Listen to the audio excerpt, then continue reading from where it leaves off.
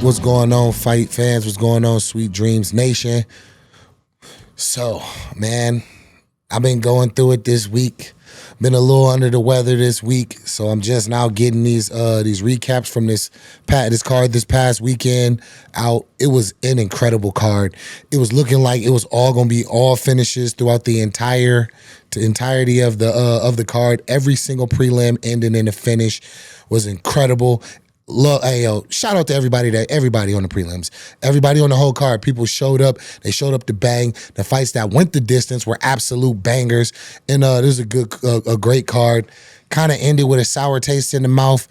Pause from the main event. So we're gonna go over a few things. Bukowskis, I told y'all that he was gonna come to throw down.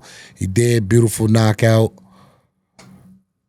Javid Basharat, my dog, hurt me to see him go down, but absolutely incredible knockout and finish for Ricky Samoan. Shout out to Ricky. My dog Mansour Abdul Malik came out, and I told y'all, man, this dude is like top notch. This dude has top notch skill. I don't see anybody just coming out and just whooping this dude's ass. You got to catch him. When he was caught, he got to see a little bit of adversity. He was able to battle through it and show his prestige. Got a hard lesson in there, and he showed up, bro. He passed the test. He went right to work and got the guy out of there, man. That's the way you do it. When you get hurt early on, you get in, you get your senses, your wits about yourself, you stay composed, and you go in and you get the finish. Love to see that. Submission, great. Ian Kutalaba, told y'all he's more sharp and more technical than people give him credit for. And he was able to show another dimension of his game in the ground game. We've seen it before. He looked great doing it this time, made the adjustment after he got hit by a heavy puncher, was able to get him out of there and get the finish. Main card, Alonzo Mendenfield, Julius Walker came out and opened up with an absolute banger. Absolute banger. These guys went toe-to-toe, throwing shots to try to knock each other's heads off. You love to see that. It was a great fight. We got to see, June Silva come out with another beautiful finish. This dude's he's all buddy with the guy, right back to business. Bop, bada, bing, bada, boom. Lays a guy on the ground, stands over him. You sure you want me to do this? Are you sure you want me to do this? Jumps on him, beats him up, and finishes the fight out. Beautiful, beautiful Gene. Rob Font versus Gene Masamoto, I'm assuming. Yeah, I don't know how to say his name. Y'all know I be fucking up. But that was a great fight. They ended it on a high note, just throwing bombs at each other. Good fight. Brendan Allen versus Fluffy Hernandez. The co-main event was a high-level grappling affair. We got to see some good scrambles, good transitions. Ultimately, Fluffy was able to use his cardio to kind of wear on Brendan, get him really, really tired, and kind of just took over the grappling game as it went along with the cardio and strength that he had. What I would have liked to see was Brendan trusting his striking more. Brendan had opportunities to get up that I seen in that, and he just so skilled on the ground that he believes in himself. So he's going to keep going for it and keep going to win that ground fight. When I felt he needs to trust his hands. Brendan has good striking. He has very, very good striking. He has the ability to get guys out of there, and I like to see that from him more next time, but. It is what it is. The game is what it is. He's going to adjust, make his adjustments, and come back. Now, the main event, the lemon drop, as we would call it, because, this was a great card. The fight started out great. I felt Henry Cejudo had a great plan. He was coming out. He was heavy on the leg kicks. He damaged the leg, beat that leg up really, really bad. In the first 3 rounds, had a beautiful jab that he worked behind. He came out, set up the takedowns, and was flashing the takedowns. Had Song worried about the takedowns the entire time. Now it ended in the 4th round, essentially, but more so in the 3rd round, where Song reached out, nasty, nasty poke, knuckles deep eye poke to Henry Cejudo's eye. He had blood bleeding on the inside. I actually messaged him, talked to him to see if he was all right. He said he's good. It was a really nasty eye poke. So he's gonna look into getting after that and getting healthy and getting that healed up real quick because he wants to run that back, which I think they should. But the judging and the scoring in that fight was fucking weird to me. I have no idea how each round they had Sung landing more significant strikes than Henry, when I felt Henry controlled the majority of that fight through his jab, the leg kick. He was dodging takedowns, and Sung wasn't really throwing anything. From my eyes, Sung Yudong wasn't really throwing much. You know, obviously he's a dog, he's a beast. Whenever he hits you, he's got that power, and he can knock you back. He did land some good shots on Henry, but ultimately I felt Henry was kind of having his way in that fight with the leg kicks behind the jabs and the fear and presenting the fear of the takedown. I thought the fight was way closer than that. One judge, I think, even had it 30-27. Absolutely insane to me. But you know, that's what happens when it goes to the judges. Weird way for the fight to end. He gets poked in the eye.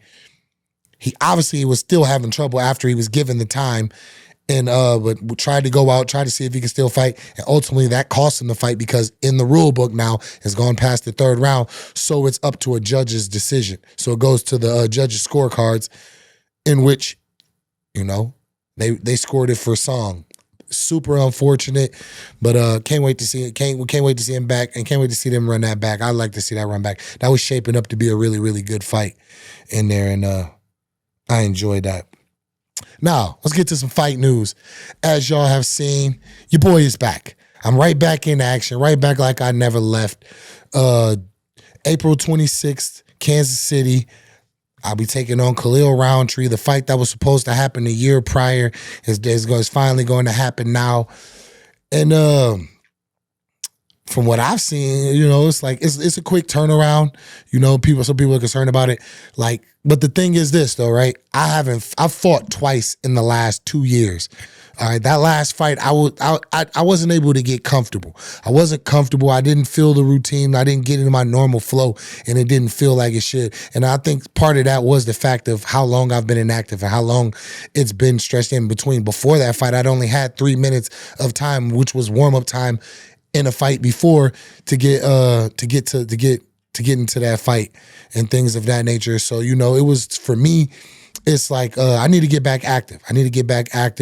You know, I'm gonna take care of the things that I need to take care of for as far as, like, you know what I mean, health and things like that. But I feel this is plenty of time. It's right on track for when I would want to see myself back in there. So yeah, I'm gonna go in there and I'm gonna do my thing. You know, I've been waiting for this fight. Well, not that I've been waiting for it, because I've been aspiring for championship fights and top level fights. Kahlil hasn't cracked into that top upper echelon. He's looking to do that now against me, and it's my job to show that, you know what I mean, this is my spot. So and that's the plan. It's gonna be an absolute honor on that night as well. We got Anthony Smith, his which is believed to be his final fight in the UFC. And I know he's gonna come out. You know, you already know the relationship between me and Anthony. It's like my big bro, and he's been there for me. He's answered questions for me. He's had my back since I walked into this, and it's gonna be an emotional night, man. It's gonna be an emotional night, but it's also like congratulations, bro. Like you came into this game, had an amazing career, done all you not everything that you wanted, but you've done great things in this sport, and we're gonna see him right off into the sunset, hopefully with that highlight reel finish, and that's what I look forward to. With that. Before I get off and some other things, we can finally, Justin Gaethje has an opponent. It will be Rafael Fiziev. We get a rematch of an absolute banger, fight of the year candidate in the year in which it took place. And we got two guys that are going to go toe-to-toe and bang it out, bro. Rafael Fiziev, we haven't seen him for a while. You know, he's been taking time healing up and getting himself together and things like that. And Justin Gage has been causing the havoc that he's been doing since he walked into the UFC. You know, even with the last fight not going his way, I believe his last fight was UFC 300 with the Max Holloway fight, which was an absolute banger. And didn't go his way. But Justin is Justin, bro. Justin is that guy. He's always gonna show up. He's always gonna show up to bang. And Rafael Fiziev is always game and always exciting to watch. This is must-see TV. I cannot wait to watch this fight.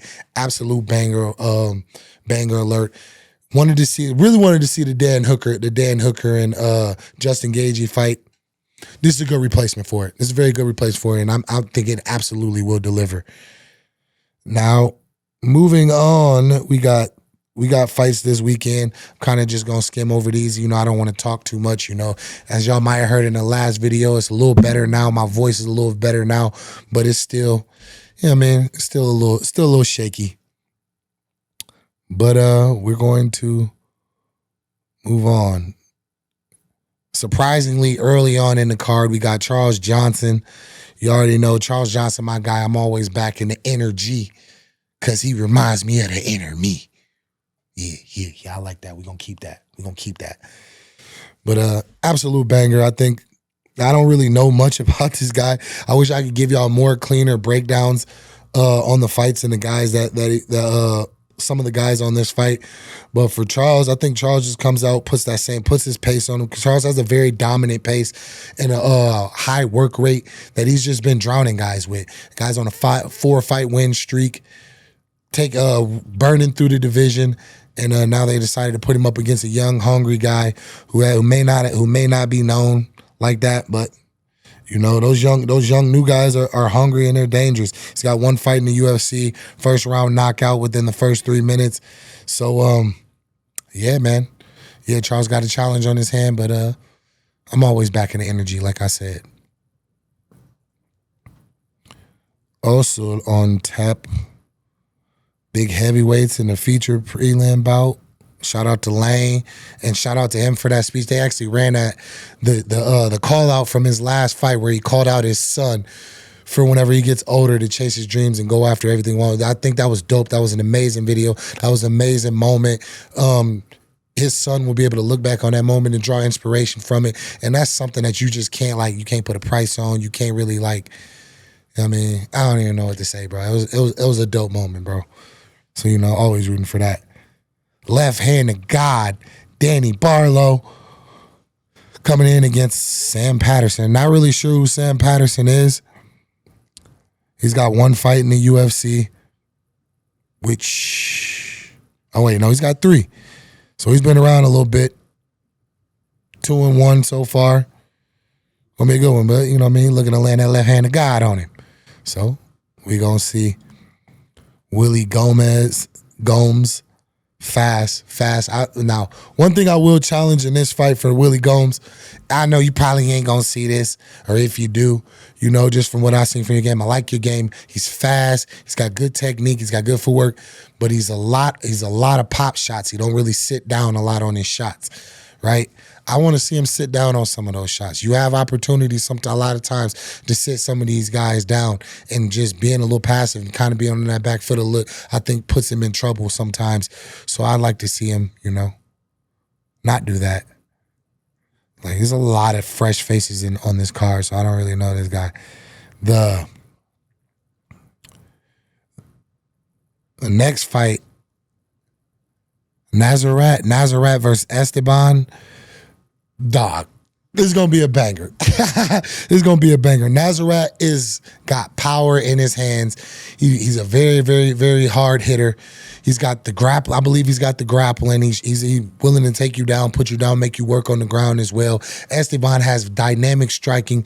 We've seen in his recent fights. I believe he beat Daniel Zellberg last fight, which was an absolute banger. He showed that he has really, really fast boxing, really good point A to point B striking, and he's going to need that in this fight. He's going to have to be able to, whenever Nasrat comes to close the distance to come to him, he's going to have to be able to answer and hit him with shots and use combinations and power to back him off to back him off and ultimately take control of the fight. I believe that Nasrat, he's got good power. He's got good power. He's got fairly decent boxing. But I believe the speed of Esteban could be a problem, and I believe that he should try to get Esteban on that back foot. Try to take him down early. Get him down early. Get some of that steam out of his. You know what I mean, out of the teapot, if you will, because that motherfucker be steaming, bro. And when he goes, he explodes and it's knockout. It's not something that you really want to combat with like that, but you know, it is what it is. Next fight, we got the guy from the mitten, Cody Brundage taking on Julian Marquez, the Cuban Missile Crisis. Both of these guys have had a little bit of a rough go of it recently. You know, as y'all know, I know Cody. Cody's my guy. I'm always backing Cody. Me and Cody have fought on the same card since like the amateurs back in Michigan. So I'm very familiar with Cody. He's a very strong wrestler who has power in his hands. I believe Julian Marquez is more of a striker, more of a hard hitter. He's a brawler, really, essentially. He doesn't have the greatest technique, but he can hit you and put you down. How do I see this fight? So for Cody, I believe Cody has to just got to be composed, man. Take your time, do the right thing. Cody does have good skill. He has good skill. He's got high-level wrestling, and he can do a lot of things very, very well and at a high level. But when he gets in there, he kind of gets beside himself. That thing goes out of the window, goes out of kind of all that talent, that thought process and thing kind of go out the window, and he's just in there fighting. I believe I'm going to challenge him to stay composed in this fight, pick your shots, look for good takedowns. I believe he needs to get Julian down, get him down, control him, worry about control first, and then impose your will with the ground and pound. You know what I mean? And look for a submission, get on his back and choke him out from there. For Julian, I'd say you got to get him on his back foot. You got to get him timid. You got to hit him with some shots, probably hit him early and get him a little bit timid on the entry and things like that. But trying to back him up, maybe corner him into the cage and try to unload some shots from there and land with some of that power. But he's got to tighten up. He's got to tighten up his hands, get his hands up, and bring his hands back to the right places whenever he's punching. That's how I see that fight. Manel Cape versus, I'm not even going to try to say my man's name, bro, because I don't fucking know.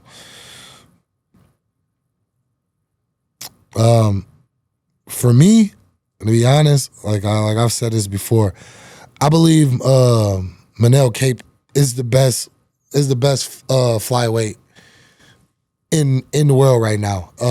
Just from what he can do as a striker,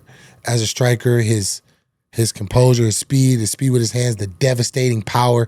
Not a lot of guys carry the power that Manel does at 125, and it is devastating. It is devastating. He's explosive. He's we've seen his last fight. The reflexes were insane. The counters were insane. But he's got a challenge. I believe the guy that he's going up against is undefeated. A very, very good, strong wrestler and grappler. Oh no, he's not undefeated. He's lost 2 fights, but he's a really, really good grappler. He's undefeated in the UFC, I believe. Damn, he done beat 2 of my boys already. Yeah, he's a very, very good grappler, man. He's gonna have to get Manel down. Try to corner him some.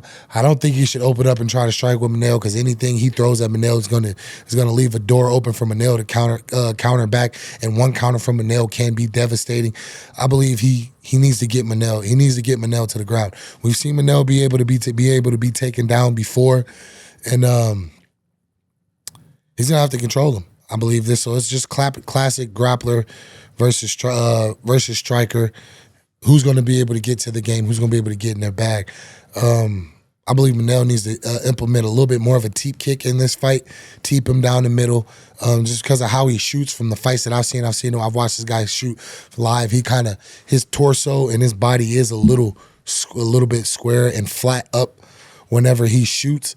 So I think that's something that can definitely land for him. But he's gonna have to work behind that jab and work behind good footwork Try not to get caught flat-footed, and try not to get in grappling exchanges, even if they are defensive grappling exchanges where he's trying to get him off him or break his grip and things like that. I don't think that's somewhere that he should be in this fight. I believe that he should try to keep that distance, use a good frames to keep him off of him. And that's how I see this fight. Whoo, man, it's a lot going on. A lot of action, a lot of big names, and a lot of those guys that come to fight getting on and ready to show out. And I'm here for it, man. I'm here for it. Sweet Dreams Nation, appreciate y'all. Appreciate the time. Can't wait to be back in front of y'all. Like I said, April 26th. You already know how I'm coming. We coming back, Touch 'em Up University. Like I said, last fight I had fun. It was good to be back in there and get in the mix and feel the rhythm and everything. Now it's time to get back to dominating, and that's what I plan on doing in this fight. That's how I plan on what I plan on bringing to Kansas City, domination. So that is what it is. Didn't want to take up too much time. Sweet Dreams Nation, always love. We out.